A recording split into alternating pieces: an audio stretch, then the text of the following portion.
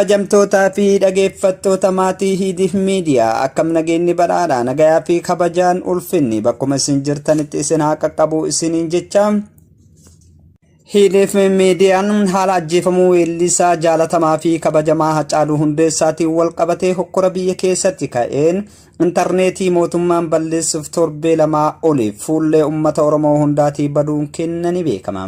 Haa ta'u malee hanga haalli biyya keessa jiru sirraa'utti Yuunaayitid Arab Emiraatii fi Kanaadaa akkasumas Ameerikaa magaalaa Minisootaa irraa akka cimsinee oduu biyya keessaa fi biyya alaa isin biraan geennu asumaan isin beeksifna.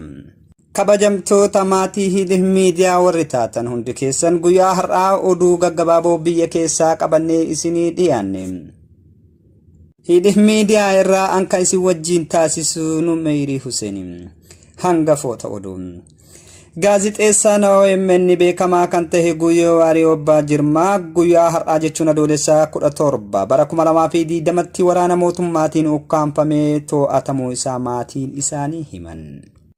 Du'a Hacaaluu Hundeessaatiin wal qabatee hokkorri uumame irratti lubbuun namoota hedduu darbuun isaa ni yaadatama. Manni maree bakka bu'oota uummata Tigraay walgahii isaa aadaa guyyaa kamisaa taa'een filmaata sadarkaa naannootti gaggeessuuf jiru muudama hojii raawwachiiftoota koomishinii filannoo raggaasise. Kan irraa isinii dabraa jiru Hidiif Miidiyaadha. Anka isin wajjin turtii taasisuu Numeyrii Hussein bal'ina oduu.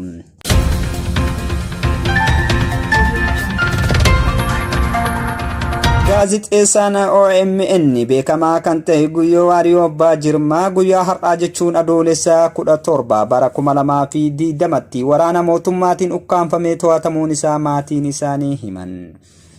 Guyyoo Waariyoo gaafii fi deebii OMN wajjin haala ajjeefamuu Hacaaluu Hundeessaatiin wal qabatee OMN'if yaada kenneen gaazixeessaan tokko mirga nama tokkootu osoo hin buune fedhii abbichaa irratti hundaa'uun eenyummaa tahee yaada isaa kan irraa fuudhuu fi ogummaa gaazixeessummaa tolchee beeka jechuu yoo ibsu, haa ta'u malee waan ani hin qabne narratti tuuluun akka waan ani Hacaaluu Hundeessaa ajjeesee fakkeessuuf narratti duuluun cubbuudha jechuun fi doorsisa hamaa narra deemaa jira makalaakaan kiiloomeetira 700 deemu maatii kiyya doorsisaa jedhe jechuun himate.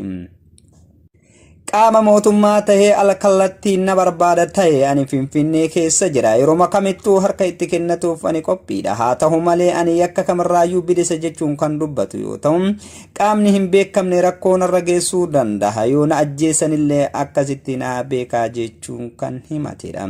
Haa ta'u malee guyyaa har'aa mootummaan mana isaa dhufuun ukkaamsee bakka kana geessuun isaa hanga ammatti hin beekamne.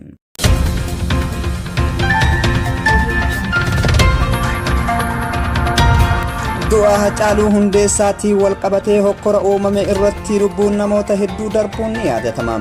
Kibba darbe jechuun torbee lamaan dura mana maatii Hacaaluu Hundeessaa irratti waraanni mootummaa uummata iddoo taaziyaa jiran irratti dhukaasa bane. Mucaa durbicha Hacaaluu morma irra dha'uun ajjeefamuu fi madoowwan hedduu iddoo sanitti ta'e hunda mootummaan naannoo Oromiyaa ibsa OMN irratti kenneen gocha kana hunda kan raawwate shaneedha jechuun dubbataniiru.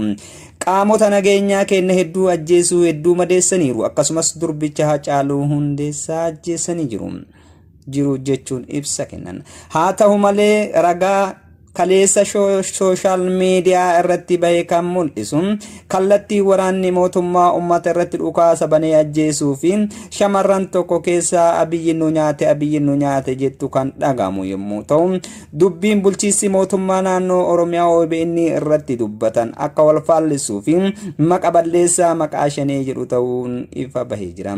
Viidiyoo yeroo san waraabame yeroo alkallattii waraanni irratti dhukaasu kan mul'isudha.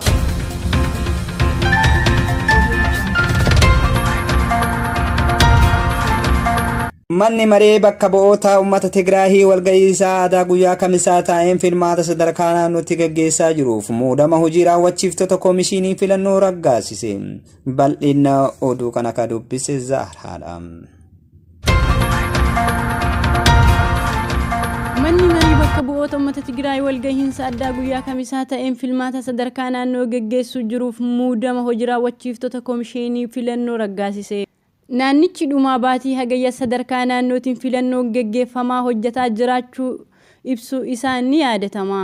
Koomishiniin filannoo hundeeffames miseensota filachuuf guyyoota darbaniif uummatarraa eeruu sassaabachaa tureera. Haaluma kanaan obbo Muluu Warqii Kidaanaa Maariyaam koomishinii filannoo naannoo Tigraay ta'uun kan muudaman yoo ta'u, Aadde Tigist Gareedaa Dibaakuluu ammoo itti aantuu ta'uun filatamaniiru. Obbo Marsaa Tasayyaa, Obbo Muhammad Sa'iid hooggansaa fi Dr. Tasaggaa Birhaan hojii raawwachiiftota ta'anii filatamaniiru. Naannoon Tigraay miseensota koomishinii filannoo eerumsaa walitti qabataa jiru. Hanga haalli mijataa uumamutti boordicha naannoo kamiituu filannoo geggeessuu mootummaan federaalaas diduuf Tigraay qofatti geggeessuu mirga heeraa hin qabani. Filannoo sadarkaa naannootiin geggeeffamaa jiru kanarrattis paarticha naannicha bulchaa jiru TPLF dabalatee paartiilee mormituu akka irratti hirmaatan eegama. Sababa weerara kooroonaa vaayirasii irraa kan ka'e filannoo biyyoolessaa erga yeroo hin beekamne dabarfame booda naannoo Tigraay filannoo naannoo isaa geggeessuudhaaf murteeffatuun addeessite. Kabajamtootaa fi dhaggeeffattoota maatii Hidiif miidiyaa biyya keessaa fi biyya alaa teessanii guyyaa har'aan hordofaa jirtan kabajaa fi jaalalli nu isiniif qabnu bakkuma jirtanitti isin haa ga'u jecha erga waxabajjii 30 bara 2020 halkan keessaa sa'a 3 fi walakkatti weellisaan jaalatamaa fi kabajamaan Hacaaluu Hundeessaa ajjeefamee as hokkorri biyyattii keessatti dhoohuun lubbuun qeerroo fi qarree hedduu dabruun akkasumas hooggantoonni siyaasaa kan akka Jawaar Mohammad, Baqqalaa Garbaa, Hamzaa Booranaa fi qeerroowwan hedduu dabalatee akkasumas eegdota Jawaar dabalatee to'annoo jala oolanii as fincilli biyyattii keessaa fi biyya alaatiin itti fufee jira. Haa ta'u malee ammas guutuu Oromiyaa keessatti ajjechaa fi hidhaan guyyaarraa guyyatti hammaataa deemaa jiraatuun isaa beekameera. Akkasuma guutuu addunyaa keessatti biyyoota Ameerikaa fi Awurooppaa keessatti cimee itti fufee jira.